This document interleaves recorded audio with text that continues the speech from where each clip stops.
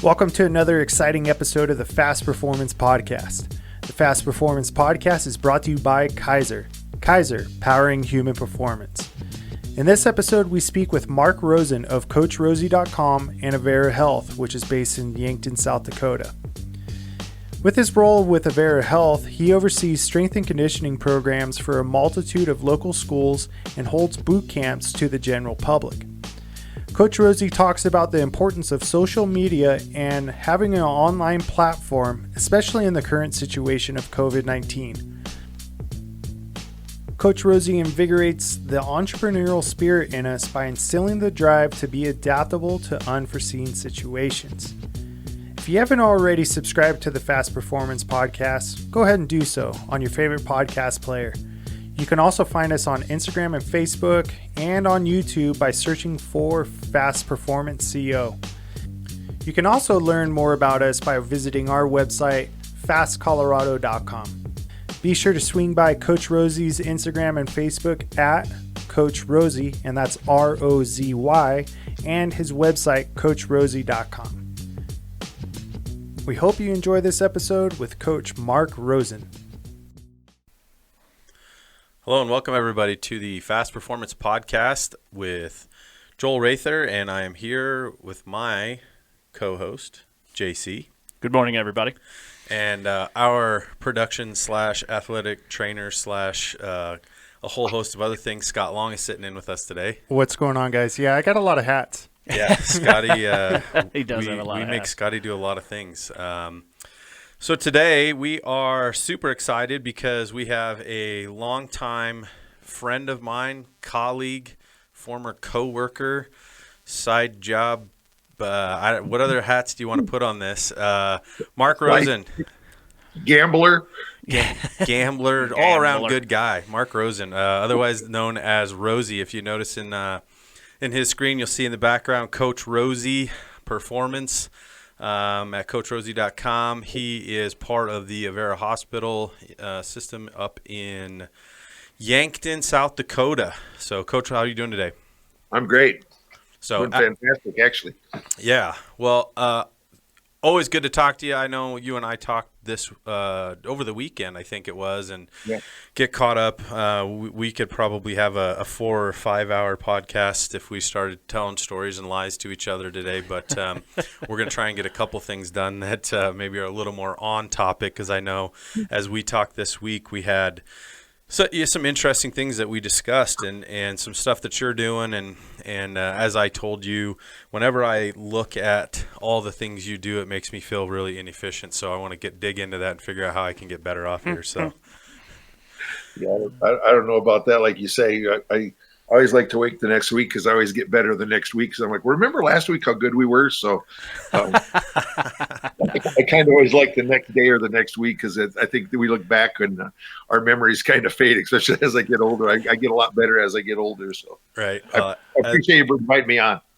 Yeah, well, we're excited to steal maybe a little bit of your time. I know that you're super busy and ramping up for the summer programs. What I want to start with, though, is kind of begin our discussion by a lot of our conversations recently have been talking about where we're at right now in the world with all this pandemic stuff, and it's changed so much of what we have had to do and how we've had to adapt as coaches. And one of the things that I noticed right away with you was being part of the hospital. Obviously you had extreme care that was taken and things that were passed kind of down the hill to you in terms of what your restrictions would be, which included closing down the facility due to demands from the hospital and all that stuff. And right away, you immediately said, all right, well, we've got to find a way to keep people going. And you began with creating programming and finding solutions that would help keep, not only because you have both a general population as well as a sport population. Talk through that and kind of like, how did you begin figuring that out in a really short amount of time, and what were the things that you had to put in place, or what did you already have in place in order to do that? Well, really, it kind of hit us pretty hard. Just like you said, is literally one day, we were training. I can still remember the last day we were training kids, and the next week was kind of during that spring break period. So folks were like, well, let's just take off an extra day or two Then we'll move into because up here our spring break usually like schools will take off Thursday, Friday, Saturday. So they're like, well, we'll just take off the Monday, Tuesday, Wednesday before the Thursday, like on March 16th, I can remember it. They're like, okay, we'll just take this week off, see what's going on. Then next week we'll get back after it. Well, there was no next week. Right. It literally just like, it just snowballed where it's like, hey, we're closing down. Kids can't come in. They put out regulations where, there was no schools doing workouts. And like for our facility, what we do, we have a facility here, but how we set up our programming is we actually go out to schools too. So I have coaches that we branch out and go to the schools to do training, in-season training, and then off-season we have kids that come to our facility too. Those schools shut down, and then with being with the hospital, they're like, hey, we need to shut everything down. And then we do adult boot camp classes in 3 different locations, 3 different towns. And so we're just like, well, how do we keep maintaining this level? And one, which was great that Avera Health Systems was able to do with us is we were able to offer, and we just right away said, hey, we know folks are on Facebook. We're going to put this up. So we just went to our Facebook pages where we had a pretty good following because we put information out to our folks and just said, look, we're going to go Facebook Live, then we'll record the sessions and then post those up again that folks can follow. And started doing that. So on Monday, Wednesday, and Friday, and then we go at 5:30 in the morning, and I have one of my coaches come in, they demo, and I'm coaching behind, talk about technique and form and doing the whole thing, almost just like a live boot camp, only the folks are at home, and we have a pretty good following there. So we actually picked up because now, which, where you talk about starts changing your thought process and your model is that, I have folks from Cleveland, from when my time in Cleveland, from down in Texas. I have some folks down in Florida, from Colorado, from Oklahoma, that we're picking up people going, hey, I was watching the boot camp. I have a buddy in Cleveland that was like, hey, I got 10 of my friends and we did your boot camp. And then Friday night, they're like, hey, we're getting together for a virtual like drink party. And so that night I got on with them. They're like, hey, it was great to be on your boot camp. So we're actually branching out. And I think when this thing gets over, we're re-looking at our model. Yes, we'll bring people in live, but it's like, okay, well, how else can then we continue to do maybe live training? And then we're using online apps we just push that out. And for right now, for April and May, we're offering that for free for the boot campers. So like on Tuesday, Thursdays, and Sundays, we'll upload programs onto the app that they can use if they want to do additional workouts. And then with our kids, all of our kids that we've done, like we just had an online app that we're able to get out right away, and we offered it to the schools and everybody for free during the end of March, April, and now May. Now we're looking to put in our summer program together. We'll actually charge for that. We're putting a package together. We'll do an online app. We'll do a T-shirt. We were talking about putting an equipment package together. Big thing we're finding out, which is tough, is, we're calling Perform Better and we're calling a bunch of different companies going, okay, if we need, 800 to 1,000 stability balls, can we get those? And they're like, they're just saying, hey, it could be June, middle of June to maybe end of June before we can get those. So I think every day it's just a reset of going, okay, what can we accomplish?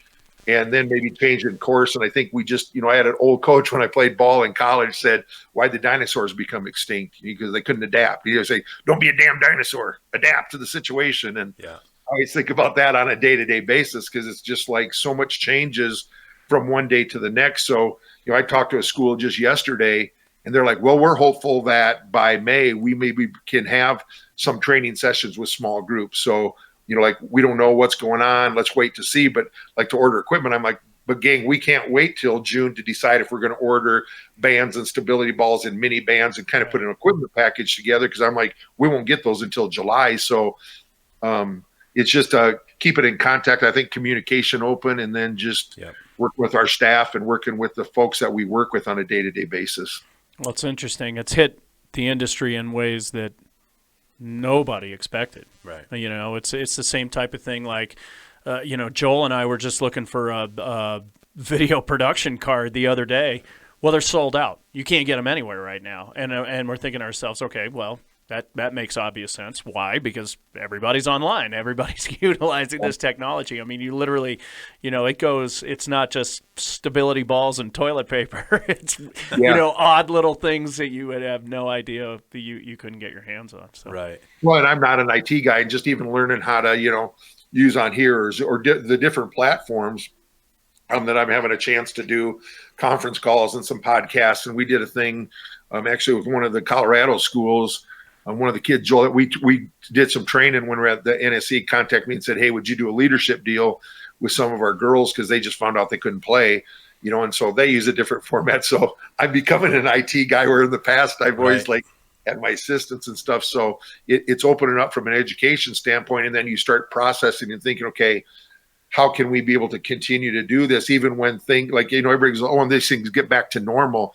I'm like, I don't think it's going to go back to there's going to be a new normal. Right. And part of the new normal is how can we broaden our reach? I think we're heading that direction anyway, but it's like, how can I continue to make contact with folks in Cleveland and Florida and Texas and Oklahoma and Colorado and wherever that may be. And then, you use different resources just like we're doing right here is, I think it opens the doors. If you look at the positive end of that expertise you can bring in from friends and buddies and open doors and get them into maybe new markets that haven't been. So if we all look, how can we help each other? Because everybody kind of has their niche. It's like, I think I can help you guys over in this area in South Dakota where 5 years ago, a year ago, 10 years ago, for sure, you guys wouldn't ever be thinking about like, well, how can we service some people maybe in Yankton, South Dakota? Because we know Rozy's there.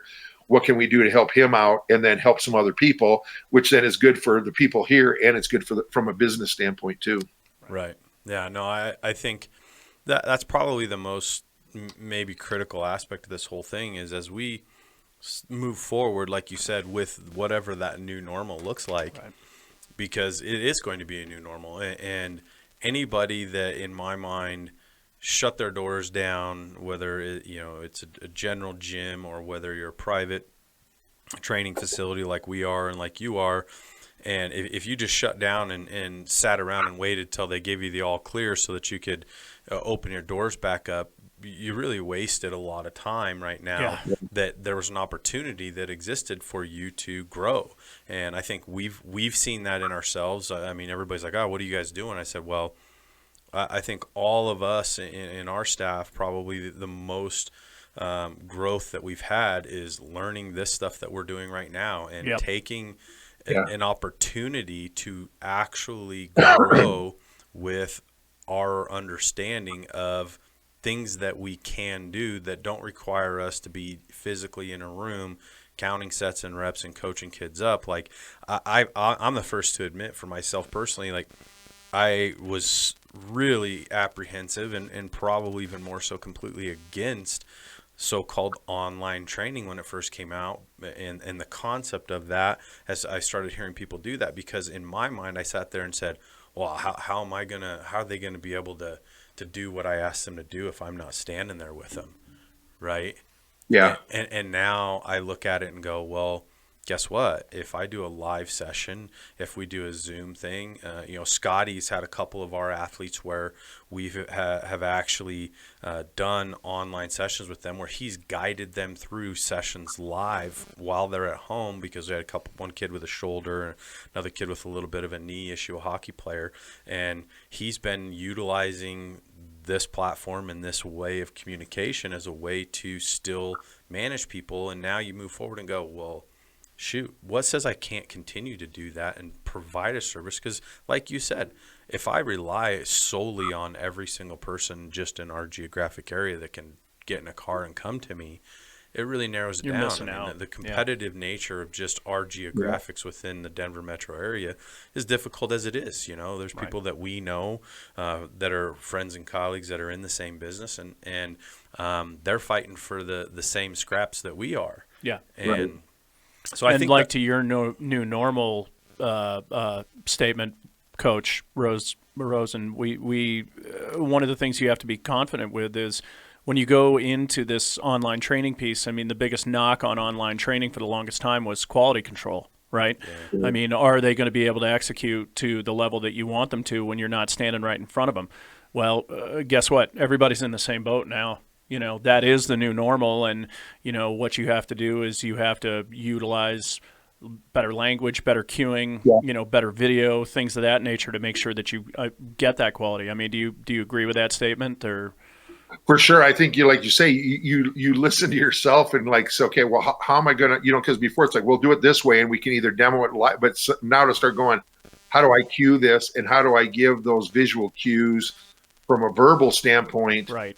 And communicate. And then the other thing is I'm seeing JC is it's like, okay, how do we get kids motivated? You know, some coaches are like, well, I don't know if kids are going to do the online stuff. I'm like, when we were doing live stuff, we had kids not show up. Right. You know what I mean? Like, so the motivated kids are going to be motivated. But then what you have to find out is, okay, what are some things that we can do to motivate the kids? So like even when we're doing our live sessions, you know, it's a Facebook group, so it's not a Zoom because we have a number of kids coming on, but I can see who's there. So in between, I'm like, hey, let me know how you're doing. Like, everybody give me a thumbs up or give me a hello, you know, to get response back. And we're talking back and forth, and they know that we see who's there. And then like using the online app, you know, we're posting like our top 10 workouts, like who's been hitting 100%, who's been, you know, that's cool. going up their workouts and doing so following up with the different schools to say, you know, hey, here's our top 10. These guys all did 100% of it. Now, do we know if they've been doing it or not? They might be sitting and eating chocolate bonbons and punching their card. But I'm like, if you have a kid that's sitting there for an hour and punching in, you know, because you can see like, okay, they finished this workout in 5 minutes instead of an hour. I'm like, if you sat there for an hour and watched Leave It to Beaver and punched your workout in, you are really a load. You know what I mean? Like, if you're going to do say that, Leave It to Beaver? Because yeah, so you get your name on a list of saying, nice job. Right. You might be a piece. But most of their kids, you know, we're finding out like, okay, what do we need to do not to motivate the top 10%? Because those kids are going to do anything, whether you handed them a chair and a rubber band or, right. you know, but it's those middle. And then you have your 10% that you could have, you know, a Playboy model come in and work out with them and they still wouldn't show up. You know, you literally need to find, okay, how these middle folks, like what motivates them, what's going to get them fired up. You know, is it a t-shirt? Like if you complete this, is it a t-shirt? Is it setting up Zoom sessions so they can ask questions? It's, I mean, like you said, I just think every day you got to find out different ways and how the different kids click. And like you said, we're in a little bit different situation because we even noticed from school to school, you know, a school is going to have a different culture. Mm-hmm. And so we're trying to have to figure that out especially as we move into our summer program. And then we're even trying to like set up a model. Okay, A is we're not going to be together at all during the summer. Model B is, are we going to be not together for May and maybe part of June, but in July we're going to be able to get together. How does that look? And you know, where are they going to be? But one of the things we talked about with our athletes a lot is talking like, this is a great opportunity. You know, like a lot of kids are down in the dumps, like Yankton here where we're at. The boys team actually qualified for the state basketball tournament, and the girls actually did too. Oh boy! And you know, that was just taken away from them. Oh. And so a lot of kids are like, "Well, I'm just sitting around and I'm being sad." I'm like, "Okay, but when that door opens up again, are you going to be ready to walk through the door?" We do a coaches chalk talk on Wednesdays too. We bring different coaches in from the area, and Lucky Huber, who's the track coach at University of South Dakota, came in. One of the things he said, which I really liked, he goes, look, we still got to recruit kids. And he goes, what helps me out is if things come back where we can maybe do some summer track meets and stuff. He said, I'm going to know the kids that really love to do track, whether it's a field event or runner. Cause he goes, cause you know what, those are the kids that are going to be at a high level of performance. He goes, these other kids that go, oh, I love track, but he goes, maybe they don't like track. Maybe they like to be with friends, or maybe they like people watching them run and do those things. He goes, it's going to be pretty easy to tell who love the sport because they're doing the things that they need to do. He goes, just to give you the word, he goes, I still have to have athletes come in next year, the year after. He goes, we're still going to look for sophomores, juniors, and seniors. I still got to recruit. It's not like, oh, we're not going to have track here at USD for the next 2 years because of this thing. He goes, I'm still looking for athletes. So what are you as an athlete doing now? You know, and he said, that's not just track, that's football, basketball, whatever it is. And that's what we try to relate to the kids. It's like, don't use it. Like where we're at, most of the kids are 2-3 sport athletes. Right. That's just the way it is. I'm like, well, a lot of schools, bigger schools in there, like Sioux Falls, I'll use an example. They have a lot of kids that just do one sport. I'm like, if there's a kid that's just a football player, guess what he's normally doing this time anyway? He's just training and maybe putting on more strength and power and stuff because you're doing track and doing some other stuff. I'm like, what a great opportunity for you to really concentrate on your training and close the gap if there is a gap on whatever area you need to work on. I'm like, this is a great opportunity if you look at it that way. But I mean, that's tough for kids too. I know when you're 16 and think, what am I really training for? Right. And they have a hard time seeing August, but that's where we talk about, all summer long and in the spring saying you're training now for next fall, next winter. That's what you're doing right now. And I think sometimes kids have a hard time, but that's the picture we got to keep putting in their head. Yeah. I think the one thing that I've noticed so far with this is you always hear kids, young athletes talk about, oh man, it'd be great if I didn't have, like schools driving me nuts and bogging me down and practice and all these things. And the kids always are looking for an opportunity to find this, downtime. They look forward to a spring break, they look forward to a Christmas break. And all of a sudden this thing comes up where it literally screeches to a halt. And the thing that I noticed was there was a lot of kids who probably for the first week to two, they probably didn't do anything. They're like, oh yeah, I'm gonna sleep in every day. I'm gonna get on. It's Fortnite all day, all the time, right? And I was checking up on kids, and they'd send me these goofy texts and stuff like that, and I could tell that they're not doing much. Well, this envelope just kept lengthening and lengthening to a point where all of a sudden they realized that even if they weren't highly motivated, they start to get a realization that I got to do something. And they start gradually wanting to do something because even for us, it's like, think of how many times you're like, man, I need a break. Rozy, you and I have talked about that a million times, right? Like, it'd be great, like if I could take 2-3 weeks off and just, detach and whatever. Well, how long does that actually last before you want to re-engage in what you're doing, get back into normal activity, get off your butt, even if you sat around for a little while? And so I think some of that stuff we've started to see. And as we start moving towards the summer, the next question that I have for you is like, let's, for us, for example, coming up next week for us, we're going to kind of get an opportunity to slowly start reintroducing ourselves to the wild, so to speak. And then what it's going to do is hopefully start preparing us for a summer. And the nice thing is a lot of the kids in the area, they're all back already, so we don't have quite as much lag. So I think a lot of them are really going to start wanting to come in. How are you assuming, like you said in your scenarios, A, B, or C, or whatever, if you do get that, and because you're really interesting being, I'll just call it maybe a little more rural, where you have you've got all the neighboring towns that in the past, last summer, you were driving to those places and you were physically, really working your butt off to get to these places to offer them programming. How do you think that's going to look this year, knowing kind of maybe what you were exposed to and what you learned from what's going on right now? Is that going to evolve or change how you handle your summer? Yeah. So what we're doing is, and because like last year we had 20 coaches working with us, because we're in 10 different locations. So, guys and gals are going out different locations. So what we're going to look to do is, because I still want to take care of my coaches too, if we possibly can. So one of the things we're looking to do is, like with Plan A, if we can't get out anywhere, how we're setting it up is I'll have, 2 or 3 coaches responsible, depending on the size of school. They're going to set up and say, okay, you guys are going to be the one that are going to do the Facebook group live. So that school will have their own Facebook live page. So it's not, 1,000 athletes all coming together at one time to watch me and my assistant coach, Kyle McKelvey, working out. You know what I'm saying? So I'm going to say you 2 coaches that you were going to, Beersford last year, I had 2-3 coaches going there. It's like you 3 coaches are still going to be responsible for those athletes. And what we're going to do is we'll go live. The kids can watch it if they want to. If they're working or doing something, we'll record that, do it later. But now you guys are going to be able to look to go, are they getting online? Are they doing their online app? Are they filling it out, getting control? And if you see, Jimmy or Susie not on, like get in touch with them and say, hey, is everything okay? So we have that relationship building still with them, is going, do you need something? And there's, I just can't figure out how to do the online app. Well, let's get together and let me walk you through this. Or, I can see when I'm looking, I'm like, hey, Joel, nice that you're here, right? And then if not, go, hey, Joel, I know you haven't been on the online Facebook page for a week. You haven't filled out your thing for a week. Hey, what's going on here? So we're looking to put coaches responsible still just for their teams and their, training, and saying, what's going on?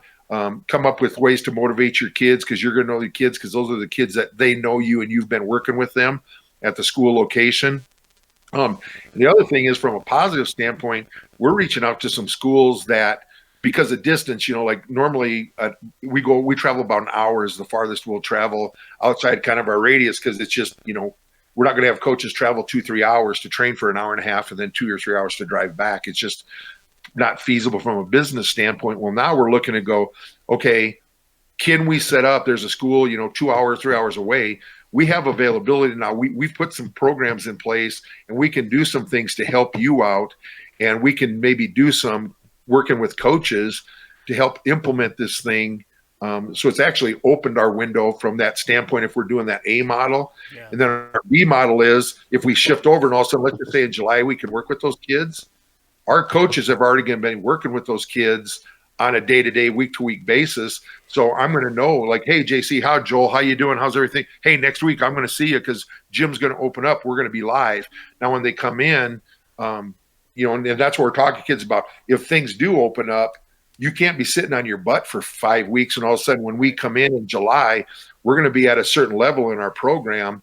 When we look at the model of how we set up the summer program, you can't come in on week 7 and be 6 weeks, have this be your first week, because you're going to be so far behind in your training. And we're trying to still get you ready for a sport, in August. You got it. And that's kind of the motivation thing too. But that's what we're really looking at. And then we're just trying to bundle more so that we can get them more value to what they're even paying for. So like one of the things we're doing is we're doing a foundation of leadership. So every Monday they're going to get a video on a leadership thing. We tied in with the local FCA. So they're going to get like a devotional thing, and it's not necessarily going to be like hardcore, FCA based, but it'll just be that we're going to bring in different coaches and different athletes from the area that kids would know on Tuesday and give a devotional thing. We're going to do a nutrition talk on Wednesday. So literally it'll be just like a 3-4 minute, quick little nutrition tip that every kid's going to be able to get on their phone and be able to watch whenever they want. So, we're trying to come up with like, how can we add more value to the dollars that they're going to spend? Because we also have to realize we have some folks that are in tough situations right now, because, it's like, well, instead it's normally, let's just say $250. Well, this year it's only going to be $100. Well, that $250 was easier to pay for a year ago than the $100 it is now. Right. For some family, you could say it's going to be $50, and some parents are looking, going from a budget standpoint, wow, $50. We don't know if we can come up with the $50. Yeah. So we're working scholarships, working with booster clubs, we're working with the schools to say, is there something we can do? Because from one of the standpoints too, what we found out, from the school standpoint, a lot of things they saved on the budget. They didn't have for sure. Some of the basketball games that have referees. They didn't have the travel going to track meets. They had money in their budget, which they didn't have to spend on some of the stuff because of travel. Like golf teams didn't have to go places, paying for meals. So as we're talking to the booster clubs, they didn't have the spring athletic banquet and pay for the meals for 250 kids. It's like, well, we have this money that we're going to normally spend for the banquet.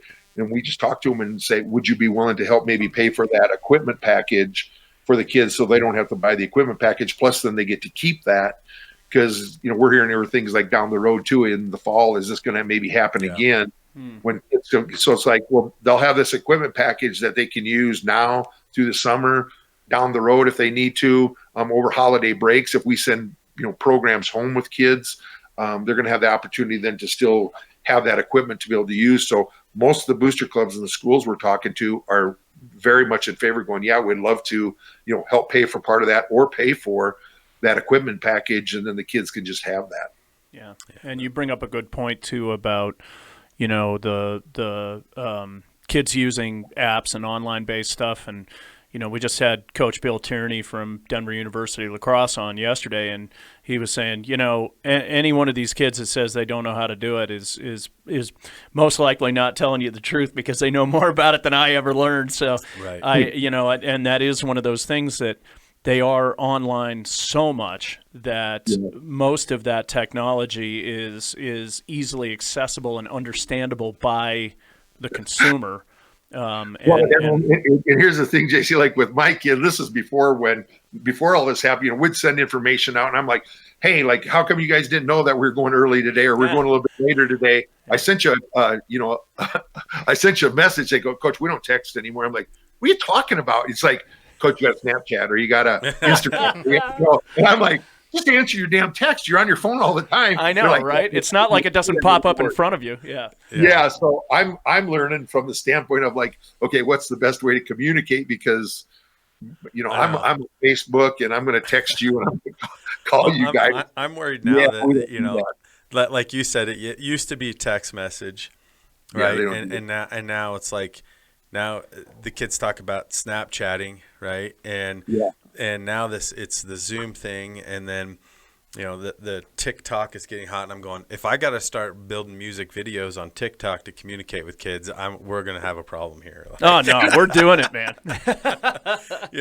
I got to build a whole other studio to get kids to look at their phone, and then we're going to have Coach Rozy dancing in the background, so it'll be perfect. So, that'll be really good. Well, it's something I'm writing down notes as we talk here, Rozy, because it again, as you and I have had so many discussions about this and talking about how we become more efficient and how we communicate and those types of things.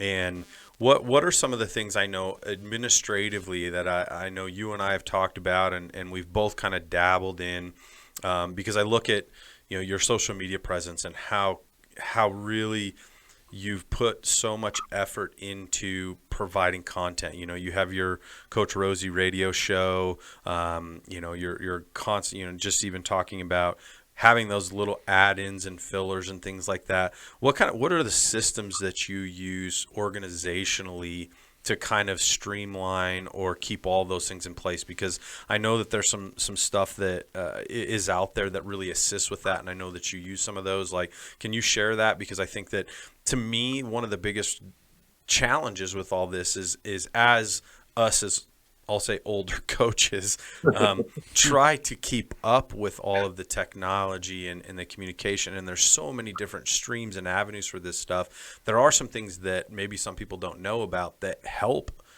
guys like us and anybody that does these things understand how you can improve your effectiveness. And I know you work extremely hard on that. What's something that you can share with us on that?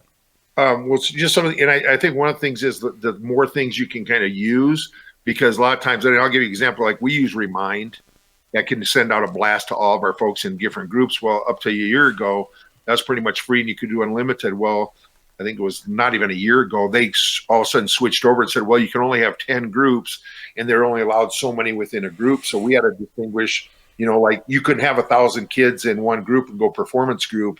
And we normally broke them down into different schools and stuff anyway. But then with our following, and we're like, we'd have parents, and we're like, okay, well, we can't use that anymore to get information out. So I think if you keep looking to stay refreshed, because somebody can change the parameters, you can be using one form. I know, Joel, we used to use, and you're the one who taught me that was Hootsuite. Yeah. And then they changed the parameters, and not necessarily they did, but like Facebook and Instagram changed some of the parameters so that you couldn't use that anymore like we used to. So you had to switch, but like, and I'll just use an example, and I'm kind of looking right now, but like Ripple, I use the thing with Ripple where you can do videos on there. And then plus what you can do is, which is easier for me, is you can set up your calendar so we can blast things out. I can sit down on a Sunday and have things set up for the whole rest of the week to do a quick little video or information sent out on that. Then I use Word Swag, where if we want to do just a quick little post, that's another one I use. And the same thing, because I can put some things down and mark it, schedule it. And I'm big where like I like to be able to just sit down and hammer things out, even like the Remind. We send out a daily like motivational reminder to a lot of our folks, and I'll sit down and I'll do a whole month at a time. So I'll just pick a day and say, okay, I'm going to sit here for 2 hours. I knocked out the whole month, and once it's done, I'm done, and I don't have to worry about it again. So I look from that standpoint. And then even the Facebook stuff, you can like schedule and do some different things too. Is it things that I can get into, and when I'm there, we're just going to hammer to knock out. Put, like I said, a whole month schedule when I'm putting together the Word Swag or or the Ripple or whatever it might be for, your video content, those type of things. And then what we do is we just shoot a lot of different video. And what was really great, like I said, my assistant, Kyle McKelvey, and we had an intern in the spring, they literally just shot hundreds of videos with exercises on them. And so now we can go back and if we want to put a workout or program together, so like we're using 2 different apps. We're using Team Builder for our athletes, and then we're using Train Heroic for our folks that are farther away, and then like our special forces, if we're doing that, or first responders, and our boot campers, we're using Train Heroic. But our videos, we have almost all of the videos of the exercises because we did that before all this even happened. We're like, hey, why do we have an intern here? And they're young. They can do these. They can do 4 hours of exercise. Let's just kill them and hammer them out. Been there. So that and Kyle just videotaped, 15 seconds of them doing exercise. Well, now when all this happened, it's like we got probably 90% of the exercise we need. We already have shot. We can upload those into the different formats that we're using. And from that standpoint, so I think you have to look what's best for your situation. And like I said, for me, the reason I like the ones where I can schedule and do some stuff, it just makes it easier for me from an administrative standpoint. I can sit in and hammer that. And then I just have a schedule. I mean, I'll just look over here and it's just literally like Facebook, Thursday through Sundays, 1 to 4 o'clock, Instagram, Wednesdays and Fridays, 9 a.m., 1 a.m., and 5 p.m. Just from looking, those are kind of the peak hours. Twitter's Monday through Friday, 8 a.m., 12 p.m., 6 p.m., LinkedIn Tuesdays through Thursday between 10 a.m. and 12 p.m.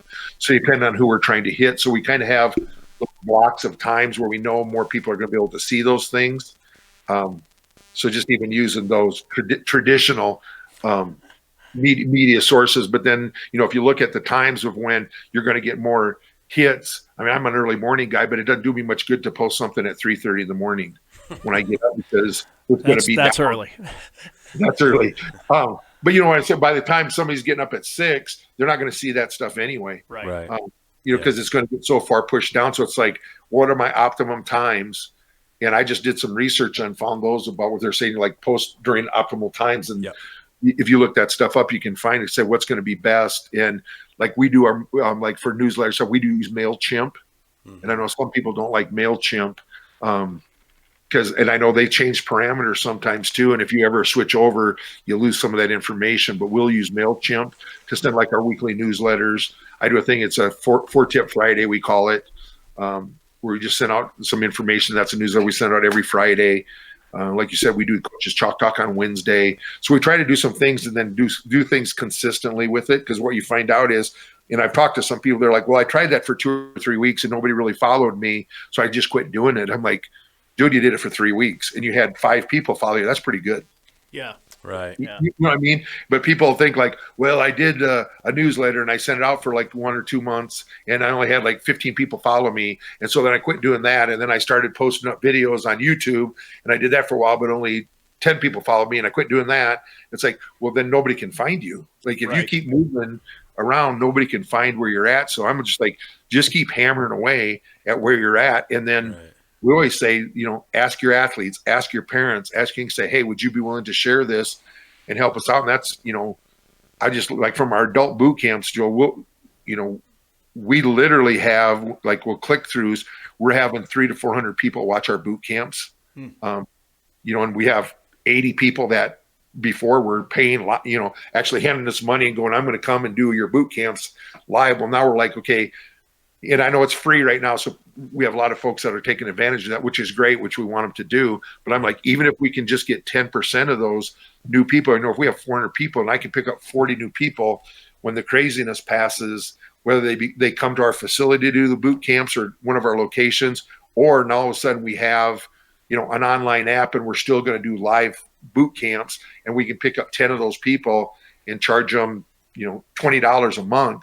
Let's just say that's still $200 of revenue that we're bringing in after this is all done that I never thought of and was going to have before. And now we are, so it's just, it increased. And I think it'll actually even be more than that.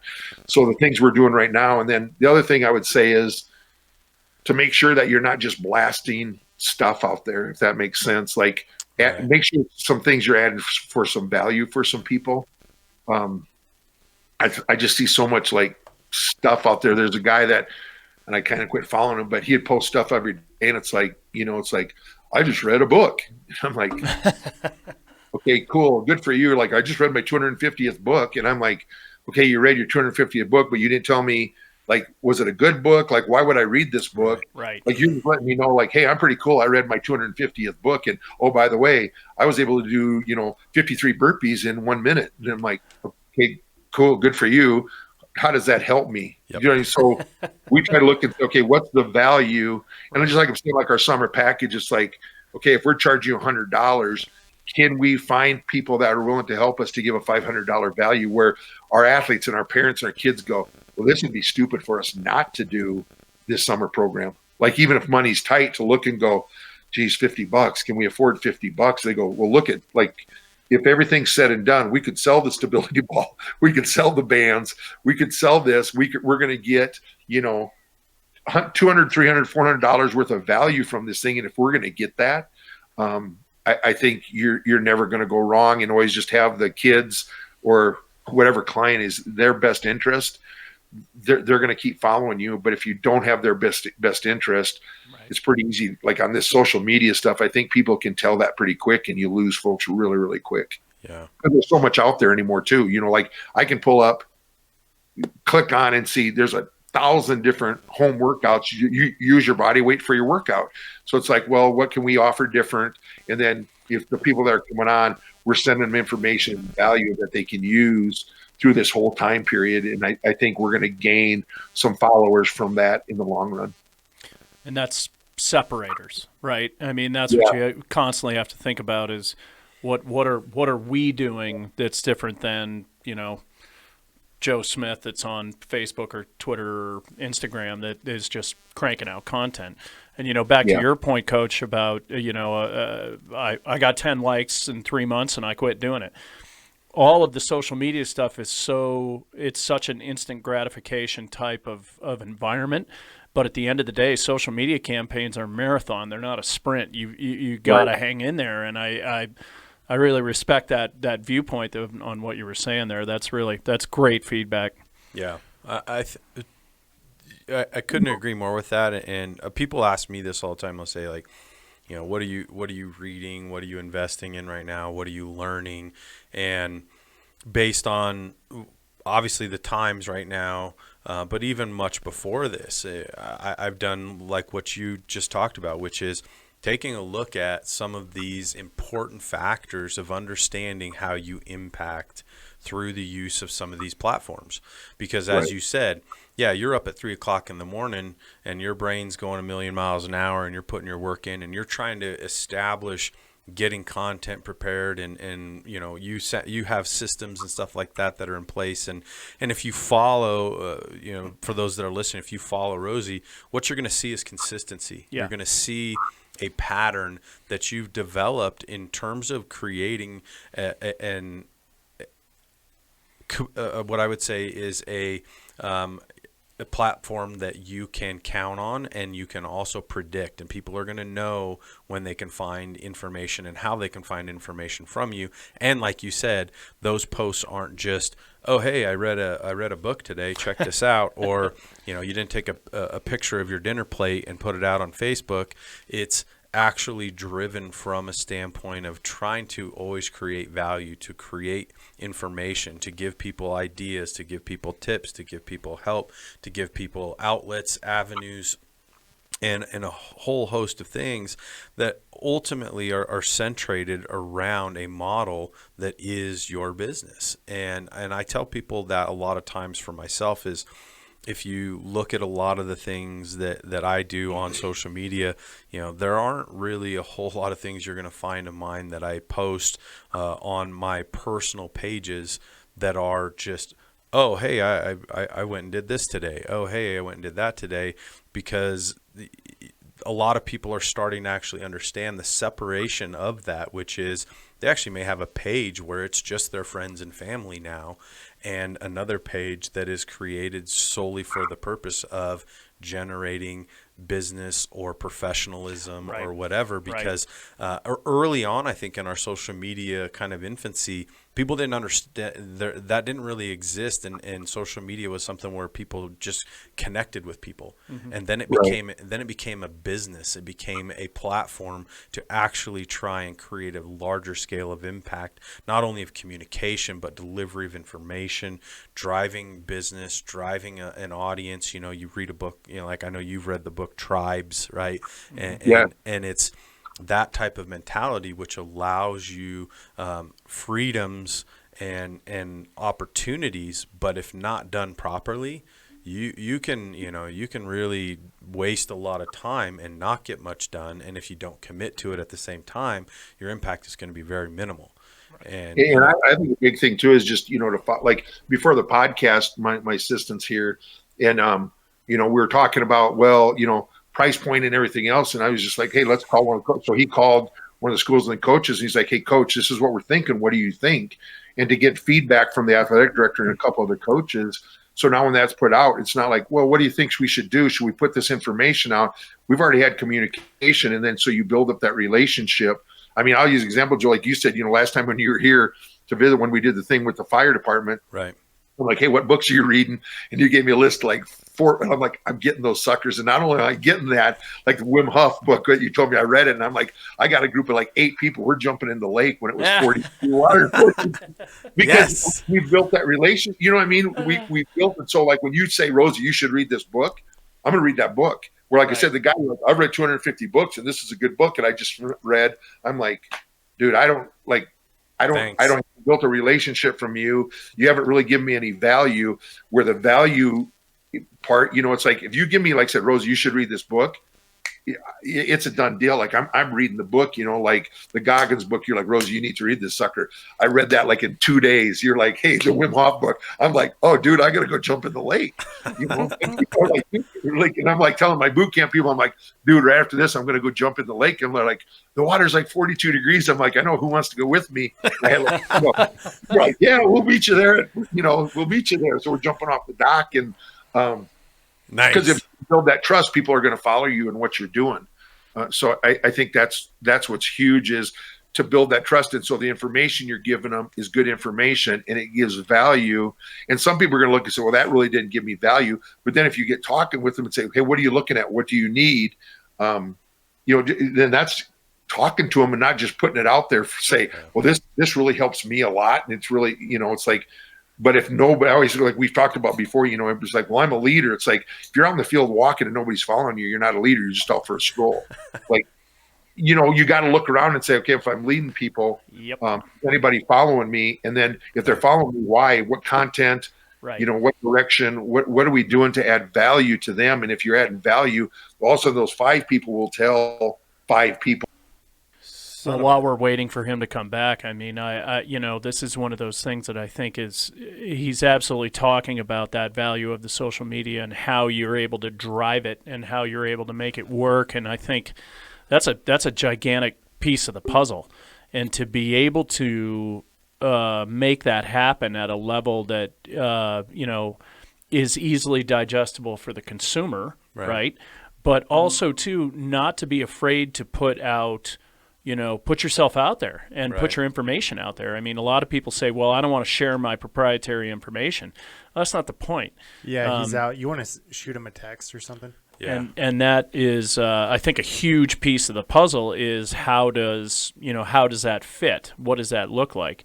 Right. One of the things I know personally that, you know, our mutual friend and mentor, Mark Verstegen, had said from the beginning is, you know, people ask him, well, why would you put your proprietary information out there? Isn't that a risk that somebody's going to steal your information? Well, his response to that, which I think is pure genius and still resonates to me to this day, is why wouldn't I do that? Because nobody's going to execute it exactly the same way that I did it or designed it. And they're going to take it and they're going to make it their own and they're going to change it and modify it and mold it and move things around. And I think that's part of the greater picture is, you know, feeling like that whole process is open and transparent. Right. Well, I liken the kind of an analogy to that, and I kind of mentioned this to Kim the other day, which is probably the most difficult part of this is it's similar to gardening. Like, you have to plant seeds, and you've got to water that seed, and you've got to put in some time, and it's going to require some care. It's going to require some commitment. Hey, Coach, we lost you real quick. Just when we were talking how good technology was. Yeah. How fantastic it is. We just have. I was gonna ask. Yeah, one more question, and then we're gonna go into kind of our closing little exercise here, Rozy, that you'll like. So, okay, we're good to go. All right. So, Coach, one of the things we were talking about right when we dropped you there briefly was, I think some of the concern of the usage of social media, especially for programming and things of that nature, is, a lot of coaches are not of a want or desire to actually put their programs up for the world to see. Either they're not confident enough about what they're doing, or the other thing is well, that's my proprietary information. I don't want it going out over the web for all eyes and ears to see. And as I was telling Joel, a mutual friend of all of ours and mentor, Mark Verstegen, had said from the beginning when he was asked about, his mentorship programs, this is 20 some odd years ago, why would you want to put your information out there? Somebody could steal it. And his response to that, which still resonates to me today, is that nobody's going to execute that information, or nobody's going to execute that program exactly the way I designed it. And if it benefits everybody, why wouldn't I do it? Right. Yeah.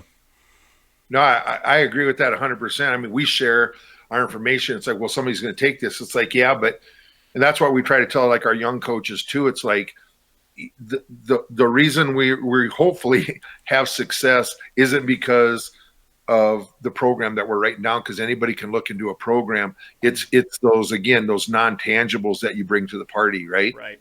Yeah. It's separators. Again, like, you talk about separators. It's, I give the example one time, and I had a young kid, this was a couple years back, where his family was going through a really, really rough time, and he was just having a hard time with dealing some things. We sat down, we, worked out, and his family was going through a divorce. And I said, dude, listen, you just come here. This is your spot where you can just get away from it all. Mm-hmm. Like, his workouts were crappy and everything else. Well, he was able to work through that and some stuff. And I'm like, that dude's my guy, for the next 4 years. And if he goes to college, like he's my guy for the next 4 years, because it wasn't about just strength training. I'm like, you got to find out with kids, like, how's your parents doing? Like, why are you tired? You're coming in tired. Like, what's going on? Hey, your workouts are like shit today. Like, what's going on with you? Like, well, hey, coach, wasn't sleeping last night. This was this kid. He was like, my mom and dad are fighting every time when I get home. I can't sleep. I'm like, dude, just, put that behind you. Just come in and do your stuff. Use this as your time. I know we're not expecting like you to, break any world records here. But like I said, it's if you're just there reading and going, okay, we're doing this number of sets and this many reps we're squatting, okay, get after it. We try to build an environment and a team. And like you said, Joel, that build your tribe up. You have to build your tribe. And I've had some really good strength coaches who've been really shitty coaches. Yeah. Yeah, I mean, because they had the knowledge base. And they're like, well, I know more than anybody here. And I said, but you can't get the kids. I mean, and this is maybe but I said, one of the things, I think I can do okay programming. Like, I don't think I'm the greatest program guy in the world. I think one of my strengths, if somebody asks what a strength is, I can get kids to do stuff that I don't think some other guys would get them to do, because I think I'm pretty good at building relationships. I've been doing this for a while. That you can, like, when I had the chance, and I think I shared this with Joel, when I had a chance to be with the Cleveland Browns, I said to myself, and I share this with folks, that I think I had the knowledge base to be in the NFL and worked with those guys. I just didn't know if I was be able to bridge and get those relationships built to work with those guys. And I said the first couple of weeks there, I literally, said to a couple guys, hey, you need a spot? They're like, no, I'm good. Then they looked at the guy next, and I'm still standing there like, hey, can you spot me? And I'm like, well, what the hell? And it was just like you had to build relationships and the trust with those guys. And it was like, okay, I can. And I know some guys that hadn't been able to do that, but their knowledge of programming and the science and the, this attaches to that and this muscle does that is unbelievable. But if you can't get some kids to do some stuff, you're in trouble. And what I always do is take our young guys, because we do a junior, we call our Movement Skills for Life program, our junior program for 3rd through 6th graders. You want to see some coaches learn how to cue and not lose their marbles. Say, hey, you guys are going to do the junior program this week. Yeah. And you want to see some guys lose their shit pretty quick. Yeah. Put them with a 3rd grader, that they just, they're there because their buddies are there and they're climbing bleachers and, doing other stuff. And you're like, dude, I came here to train people. And if you can train those kids, I'm like, you'll be all right. You'll do okay down the road.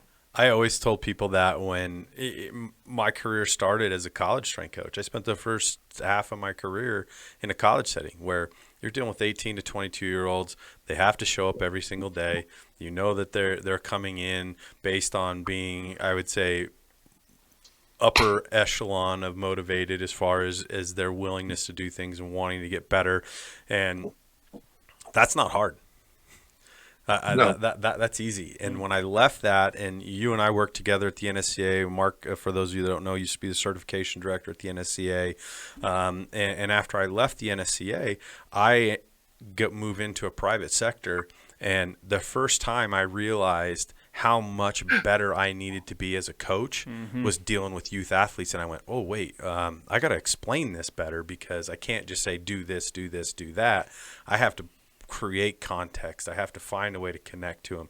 I better maybe have an analogy or connect the information to them somehow so that they get what I'm trying to have them do. And I agree with you 100%. I used to say that all the time. You want to give a coach, and everybody wants to be at the highest level. And Rozy, you've been in and around 2 NFL teams, and I've always said those guys are the easy ones to coach. They're not hard. You have to just build relationships in those circumstances. Don't screw them up. Yeah, just don't screw them up. You want to get better as a coach? Go coach young kids. Spend a year coaching, like you said, 3rd, 4th, 5th, 6th graders, and then if you can cross that filter, everything else is going to be gravy, because you're going to have a way better understanding of how to connect with people, how to get your message across, how to cue things better, even organizationally, right? If you set out a line of 8 kids and only 2 of them are working, guess what? 6 of them are going to be a disaster of chaos behind you because you didn't plan properly, right? It's all of those things, I think, that are so critical in becoming a better coach is you can be learned in that atmosphere big time. And I'll share a story, and it was one that kind of changed my thought process. I had a young kid that came in, and his mom and dad said, hey, can you train the kid? And he's a pretty good track athlete. So when he came in and said, well, hey, I hear you're pretty good at track, so you're here to train for track. He goes, no, I hate track. And I said, well, you hate track? I said, I heard you're pretty good at it. He goes, Coach, just because you're good at something doesn't mean you have to like it. Oh, there you go. And I was like, oh, wow. I said, okay, so what are you really doing here? And his response is, he goes, those things like down here? And he's like talking about his abs. He goes, that cut that comes way down here, like into your groin. I said, yeah. He goes, I want that because I want to get chicks. Hey, at least he was honest with you. Yeah. And I was like, all right, dude. Well, let's. I said, we can do that. Let's get. I said, we got to work on your diet. We kind of went through some stuff. He's like, okay, because that's really what I'm doing. He goes, I know my mom and dad want me to be a really good track athlete. He goes, but I really just want to get like cut up so I can get chicks. So. That's transparency right there, man. Yeah, okay. Well, so as long as we're on the same page and your mom and dad are happy with it, I said, I think we make you a better track athlete, and maybe you'll get some chicks along the way. I said, if you win a couple track meets, maybe the girls will like you. He goes, hey, that's a good point too, Coach. Yeah. Well, here's the best part. So this segues us into kind of what we sign off on at the end of every one of our episodes, which is we have a little exercise we call our Fast Five, and within that, I just throw some stuff at you that are completely random. They may be related to what we do, and they may be more related to just things about yourself or sharing some information. And so one of them that I was going to ask you was funny, and I think you might have just covered that one right out of the gate. It was share with us something that's funny. And so all these words that are associated here start with F, and we try to keep them clean. So, make sure that you don't make any assumptions out of the gate. But we'll consider that. That's number one. Number one. That was not funny. All right. Yeah, funny. So I like that one. Let's move on to the next one, which is tell us a fact of something that people may not know about you that you could share with us. Something that maybe is off the wall that's not related to coaching or whatever else. I used to, in my younger days, I used to dig graves for making some money. Whoa, slow down. You probably didn't even know that, Joel. No. So wait a minute. We can actually legitimately call you the grave digger. I am the grave digger. Me and my brother and my cousin, when we grew up, my house where I grew up I grew in a town like 400 people. And so when people would die, we literally get out the shovels and because my dad and one of his best friends would mow and take care of the cemetery, which was a quarter mile from our house. Well, and actually, this is a fact too. When my dad passed away a few years back, me and my brothers actually buried my dad, which is kind of on a sad point. But we wanted to be able to do that. So we used to dig graves for folks. And I would say in the old days used to be 6 foot. Then they started saying, well, you only have to dig them 5 foot deep. I said, they don't give you 6 foot anymore. Now they have machines and stuff that do it. But me and my brother and my cousin would dig graves and would get $150 for digging a grave. But we usually gave it back because we knew the families. So we'd dig graves for free. So I used to be a grave digger. That's probably one you didn't know. That is definitely in the category of a fact I did not know about Rozy. And I've known you for like over 10 years. So that's a good one. I feel better. All right. Yeah. First job, and it better not be grave dig. Can't be the same thing. Well, no.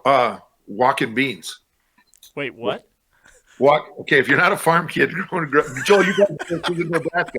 So in the olden days, this is where. So we used to have to take like machetes, and you'd walk through bean fields and cut the weeds out of the bean field, so that when they combined, the weeds wouldn't clog up the combiner.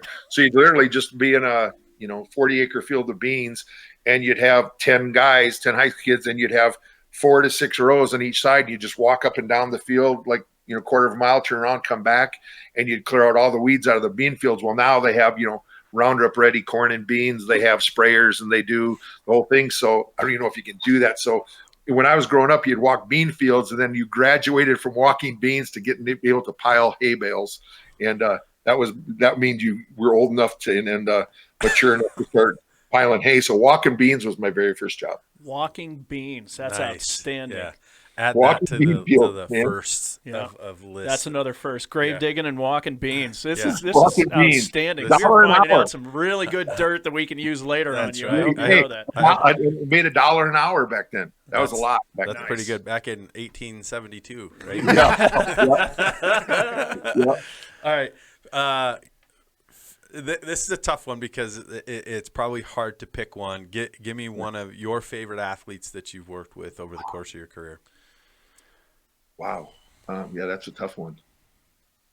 I would have, well, I can't know if I can say one. I'm going to give you a couple here. When I was with the Browns, Joe Thomas and Phil Dawson and probably Colt McCoy. Yeah. Really? Yeah. And just because, I'd have young guys with teams say, hey, Coach, what do I need to do? How can I get 8 years in the league? I'm like, well, look what Phil Dawson's doing. Look what Joe Thomas is doing. I literally said, you could set your clock by those guys, Yep. And just from a success standpoint, and Joel, you and I read the books and stuff. It's like success leaves clues. It's like those guys literally, it's like, here's my routine. I knew on Tuesday at 10 o'clock, and he probably still is. Phil Dawson's probably on elliptical on Tuesday at 10 o'clock somewhere. Monday he did his stretching yoga. I mean, he just had his routine. Like when we'd weigh the guys, my job, one of the things I had to do on Fridays was do official weighs. He 214. Phil Dawson would step on 214. He had his schedule worked out. Tuesday night when it was our off night, that was his date night with his wife. I mean, and he did it for 15, 16 years. And it's like, well, how do I do this? And it's like, well, see what they're doing. Here's the 5 things you need to do. They're like, no, I know that, but what's the secret? Here's the secret. The secrets aren't necessarily secrets. they had their routines and they stuck with their routines because they found what worked for them, and they just did it on a consistent basis. And then Colt was working towards that. He was still pretty young when I was there, but just one of the better leaders that I've been around. Just an amazing individual. So I'd say those guys, and not necessarily because they were the most gifted. I mean, Joe Thomas and those, they were gifted athletes, not saying that at long shot, but the other, again, those non-tangibles that they brought to the table was what made them the best guys to be able to be around and work with. Yeah, for sure. No, that's awesome. All right, last one, maybe a little bit fun as well. All right, last one is fight. Right. Fight. Okay, you give us either. I'm not going to say favorite fight. I say, we're in your younger, scrappier years. Were you ever a fighter, or who would you fight? How about that? I'll tell you a fight story. All right. Yes. This one, here we go. So I played ball over in Europe for 3 years. Played American football over in Europe, and there was Steve Pizarkowicz, if you know that name. He was played for the St. Louis Cardinals. He was the first round draft choice back many moons ago. He was our head coach and played quarterback. And then Steve David was a 2-time All-American linebacker from Pitt. And it was the 4th of July over in England. So we're in Wales, actually, which is Great Britain, which, of course, 4th of July is not celebrated over in England on the 4th of July. So we're out with some buddies. We go to a pub, and we're sitting there. Well, Steve David had been having a few alcoholic beverages. He goes, it's time, Rozy. I'm like, what's up, man? He gets up on the table and he clinks on his glass. He goes, do you know what today is? And everybody kind of like stops and he's making a ruckus. They all look. He goes, today is the day we kicked your asses and sent your butt home in a rowboat. Oh. He said, we kicked your butt 200 years ago, and I'll kick anybody's ass that wants their ass kicked today. So people are like, hey, mate, why don't you sit down? He's like, hey, why don't you go F yourself? And, Steve Pizarkowicz, who had a few beverages, looks at me and goes, we're dead, aren't we, Rozy? I said, this ain't going to be good, buddy. And the owner, we knew the owner, he actually came and he's like, you guys got to get out of here now. Like, we went out the back door because the crowd was coming. And I can honestly say, like, I've been in some scraps in my life. That was one time where I was pretty scared. I'm like, this is not going to be a good situation right here, because there was a whole lot of Englishmen and guys and Welshmen, and there's only 3 of us from America, and I was the only one that hadn't been drinking. And so, as I'm pulling Steve David out the back, he's like, come on, bring it, like yelling at him. So we went out the back there and got in the car and went home. But that was one where we actually didn't get in the fight, but I was probably one of the most times I've been most scared of being in a fight. There you go. That is outstanding. Well, I can tell you this, Rozy, you and I have shared a lot of stories together, and we could do an entire podcast on funny stories by Rozy. We could start, I think, a podcast on that. I could share some stories on you. Like, that's why I was saying a gambler, because when we were in Vegas, I have a couple of Vegas stories with you, buddy. So. Oh, yeah, I know. So, anyway. We cut off that one right. We'll keep it clean for the listeners. So, yeah. All right. Well, Rozy, I appreciate you joining us today. It's always fun, just not only from an insightful perspective, but catch up, learn more about what you're doing. You're obviously doing a lot of great things. I've seen you from the very start of what you put in place at Coach Rozy up there in Yankton, and to what you've built it to today is only a testament of how much work and how much dedication and how much effort you put into that. So, from me personally, I just want to congratulate you. I know what you've created there and the opportunities you've created for those kids is tremendous. And so applaud you for that. And if anybody wants to find you, you can find Rozy at CoachRozy.com. There's a ton of things there. You can find them the same on social media outlets and things like that, and Facebook and Twitter and Instagram and all those types of things. So thanks for joining us today, Coach. I appreciate it. Yeah. We hope you have an awesome summer. I know I'll catch up to you again offline here. Thanks, Coach. Thank you guys. Appreciate it. So thanks for joining us today. We appreciate you listening along. We hope you enjoyed today's session. Please leave your comments, subscribe to our page below, and we look forward to having you back on future episodes. So thanks, guys. And just in the post-production show notes, we are going to put up some information that Mark shared with us about some of the apps that he uses and things of that nature. So for those of you that are listening or tuning in, you'll have an opportunity to see that in their show notes. But, Coach, thank you very much. Thanks for your time today, and stay healthy. Yeah, thank you. Thanks, Scotty. Appreciate you guys. Thank you. Thanks for tuning in to today's Fast Performance Podcast. We appreciate Coach Rozy stopping in to share with us his strategies, his insight, his recommendations, and a little bit of a behind-the-scenes look at how he improves his impact with all of his clients to enhance the success of not only the company, but all those that he works with. Please be sure to subscribe to our channel.